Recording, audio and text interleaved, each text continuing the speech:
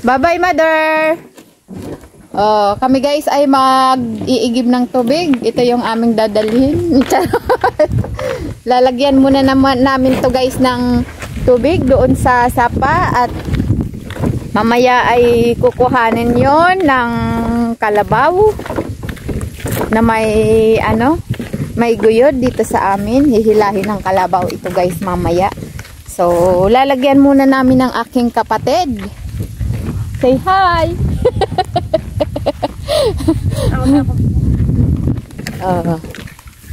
Kami ay lalagyan namin to guys ng tubig para mamaya pag kasama na namin yung kalabaw ay ilalagay na lang to sa guyod. Guguyurin na lang. Guguyurin na sana.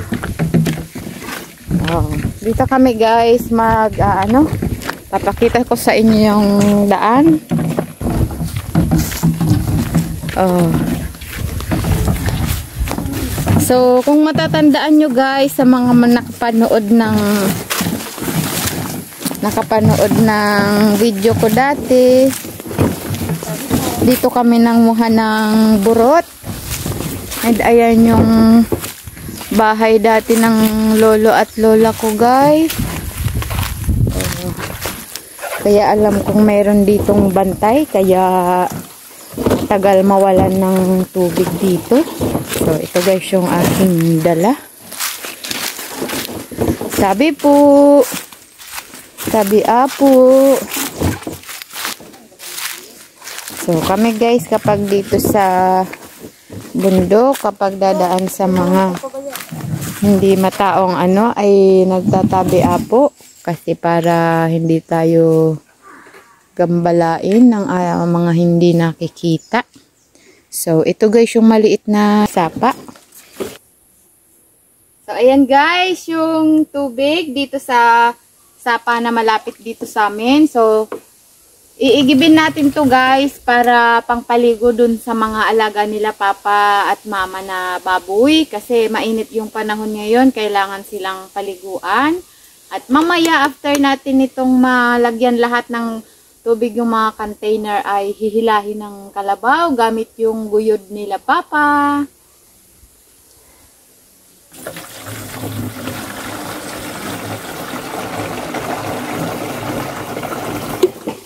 Maganda nga ngayon guys at medyo matagal mawalan ng tubig itong mga sapa malapit dito sa bahay nila papa sa bundok.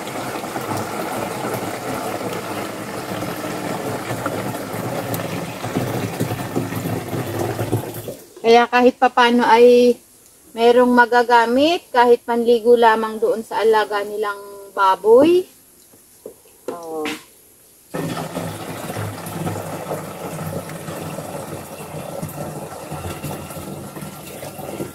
Pwede na din ito guys pang buhos sa CR or pang dilig sa mga halaman.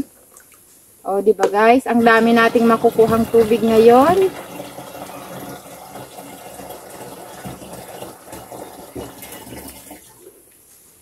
Dahil dito guys sa bundok ay mga ilang araw na naman hindi umuulan, kaya wala nang stock sila mama na tubig ulan, pang dilig-dilig or pang paligo doon sa alaga nilang baboy. So ito guys ay medyo nilaliman ni papa, kaya ayan o, mapapansin nyo ay lumawak na itong iniigiban na to.